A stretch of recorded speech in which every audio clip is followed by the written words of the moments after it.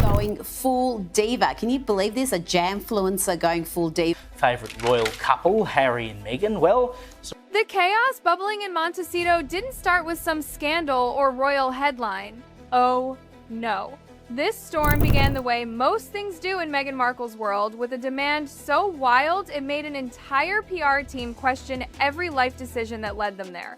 Words slipped out early Monday morning, the kind of whispers that make interns double-check their NDAs and senior staff secretly refresh job boards. Meghan, apparently in full Duchess mode, had just unleashed a list of demands that were so over the top. Even the Hollywood veterans who'd handled Grammy meltdowns and Oscar feuds were left blinking in disbelief. She wanted everything reframed overnight: her image, her story, her entire narrative. She reportedly called it a global empathy reset. No one knew what that meant. No one even dared to ask. But everyone could feel the pressure. Meghan's popularity had dipped again. The critics were loud. Her lifestyle brand wasn't glowing the way she imagined, and those endless comparisons to Catherine, they were haunting her. So she did what Meghan always does when the spotlight dims. She forced it right back onto herself, no matter the cost. One insider whispered, "She didn't ask for miracles. She demanded them loudly." The PR team was exhausted. They were juggling small fires when suddenly Meghan turned it into a wildfire. She wanted every negative story countered, a dozen positive ones planted, her image rewritten, her brand reborn before the end of the month. When the team dared to gently explain that such magic doesn't happen overnight, Meghan didn't take it well. She didn't pout, she erupted. Harry, bless him, tried to keep things calm, but even he looked overwhelmed.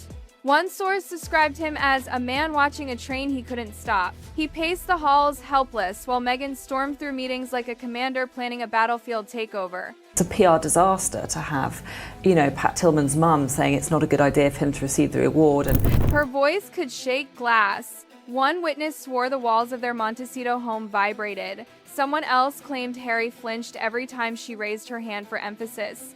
By Tuesday morning, 3 senior staff had quit. 2 more gave notice. Another begged to be transferred off the account. By the time the firm's CEO called Harry, it was over. The polite version: this partnership isn't a good fit. The real translation: your wife burned this bridge, paved over the ashes, and salted the earth so nothing can grow there again. Meghan couldn't believe it.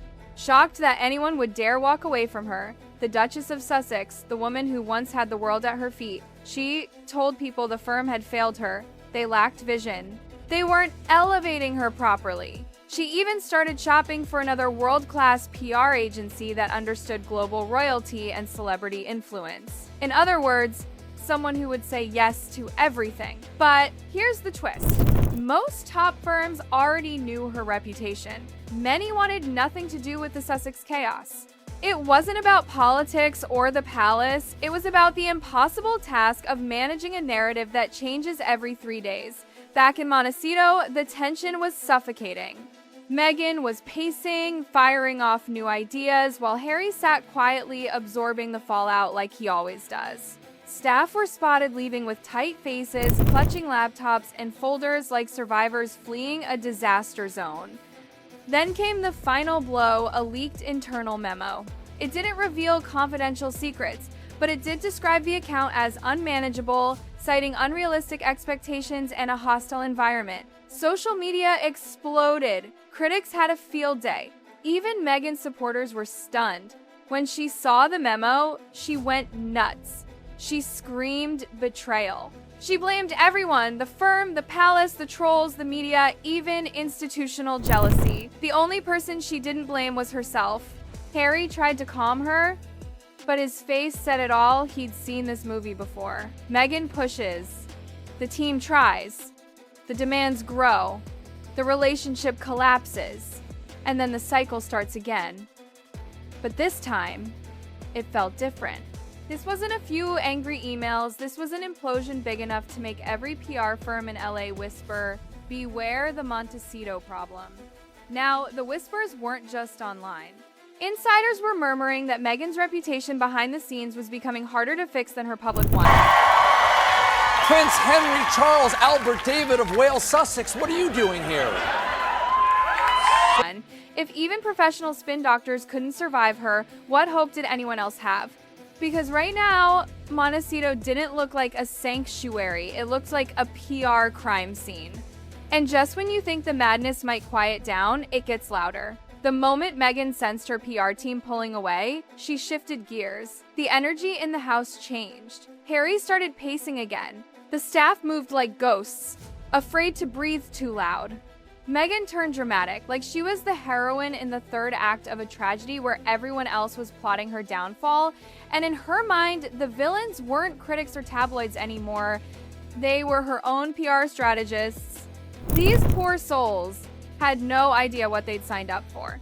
They probably thought they'd be planning brand campaigns and magazine spreads, not reinventing global perception overnight. The breaking point came when one of them gently said, "Maybe the public doesn't respond well to being forced to like someone."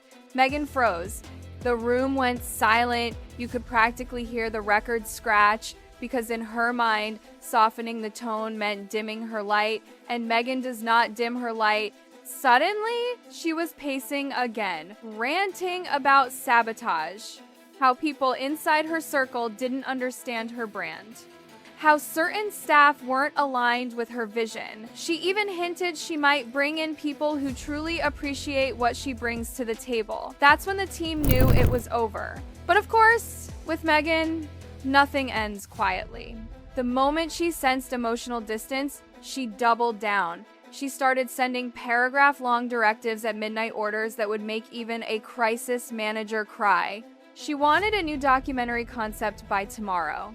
A fresh philanthropic campaign centered around her, but not obviously centered around her. A strategy for haters.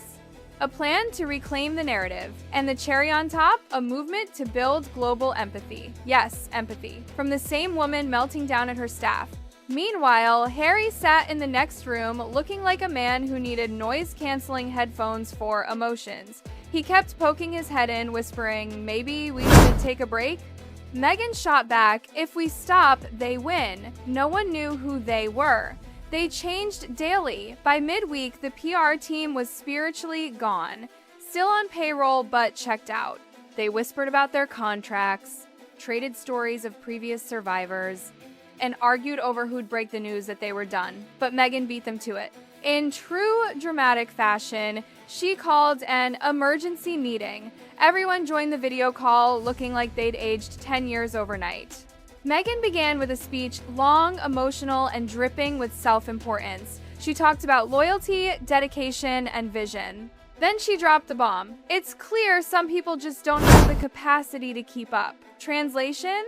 You're fired. They thanked her politely, promised to prepare transition files, and Meghan nodded like a queen dismissing her courtiers. The second the call ended, chaos erupted. Frantic emails, half-done files, sighs of relief disguised as exhaustion. Montecito became a digital thunderstorm. But then, as always, the twist. Days later, panic hit. Without a PR team, Meghan had no one to control the narrative, no one to keep her relevant. So she turned to Harry. "We need a new team immediately," she insisted. Harry just rubbed his temples. Because at this point, every major firm had them on the approach with caution list. Some on the absolutely not list. Their reputation in PR circles was radioactive. Still, Meghan believed there had to be a team somewhere, one that understood her vision, one that would worship her properly. She fired off emails to half of Hollywood. Most firms politely declined. A few didn't even reply. That's when the real storm began. Meghan started pacing again, muttering about betrayal and cowardice, how people were too intimidated to work with greatness.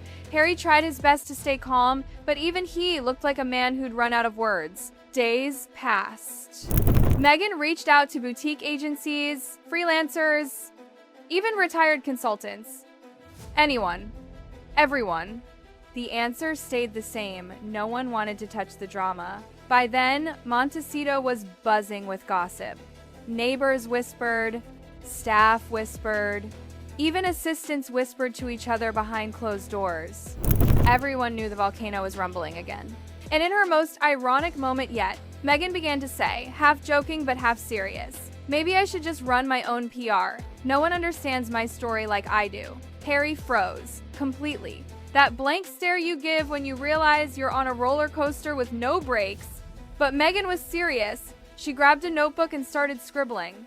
Strategies, slogans, hashtags, plans. Without a team to filter her, every thought became a press release. Every annoyance became a campaign. Every emotion became a headline. Montecito turned into a battlefield of frantic brainstorming and reactive chaos. Meghan at the center, believing she was shaping her destiny, when in reality, she was lighting fires she couldn't put out. Because in the end, this wasn't about a PR team failing her. It was about Meghan burning through every team that dared to tell her no. And as the smoke rises over that sun-kissed mansion, one truth lingers. The chaos in Montecito isn't about bad press. It's about a woman who demands miracles from everyone but herself. And still, it didn't stop there. After days of pacing and plotting, Meghan began staging what she called her relaunch. She had this vision, dramatic lighting, symbolic imagery, something that would remind the world who she really was. She started scribbling down concepts like rebirth, resilience, misunderstood brilliance. The walls of that Montecito mansion were soon covered in sticky notes with buzzwords, while Harry just sat quietly, watching the chaos unfold like a man who'd given up on understanding it. At one point, she called a photographer, not an official shoot, just some spontaneous shots to capture her truth. She posed in silk, in denim, in barefoot moments by the garden. Every click of the camera was followed by a speech about owning her narrative, but behind the scenes, every staff member could feel it, that mixture of desperation and defiance. It wasn't just PR anymore, it was survival. By Thursday, Meghan had convinced herself she was onto something revolutionary. "I don't need handlers," she told Harry over breakfast.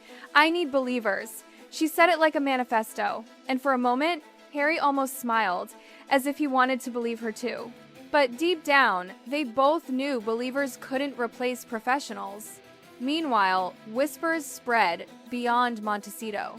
Other celebrity teams were quietly warning each other. "She's in meltdown mode again," one PR exec said at a Beverly Hills brunch. "No team can last with her." Industry chatter turned into headlines. Then came think pieces. Then late-night jokes. Each one chipped away at what was left of her carefully built image. Meghan, of course, refused to admit it. She told friends the media was terrified of her strength. She insisted people misunderstood her ambition. "I'm not difficult," she told one confidant. "I'm decisive." But those around her saw the pattern clear as day, the perfectionism, the defensiveness, the endless need to be adored. By the weekend, Harry finally suggested they take a break from the public eye. "Maybe we just stay quiet for a while," he said softly. But Meghan just stared at him, eyes wide, shaking her head. "Silence is death in this business," she whispered. "If I'm not talking, they're talking for me." And with that, she opened her laptop again, ready to fight another round of invisible battles against enemies that existed mostly in her own reflection.